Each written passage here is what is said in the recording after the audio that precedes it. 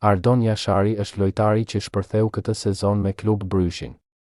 Mesfushori shqiptar tashmë është në radarët e disa klubeve europiane. Interes konkret është treguar në Itali dhe Gjermani. Calciomercato.it raporton se Atalanta, Juventus, Milan dhe Roma kanë një sy te Jashari. Për 23 vjeçarin klubi belg është i gatshëm të heqë dorë vetëm nëse ofrohet një shumë e kripur. Nga 30 deri në 35 milion euro janë shumë për skuadrat italiane që tregohen të kujdesshme me shpenzimet, sigurisht që nuk mund të mungonte interesi dhe jashtë Italisë. Konkretisht në Bundesliga janë të interesuara 2 klube të mëdha. Bëhet fjalë për Frankfurtin dhe Bayer Leverkusenin. Kontrata e mesfushorit që ka debutuar me përfaqësuesen e Zvicrës është e vlefshme deri në vitin 2029.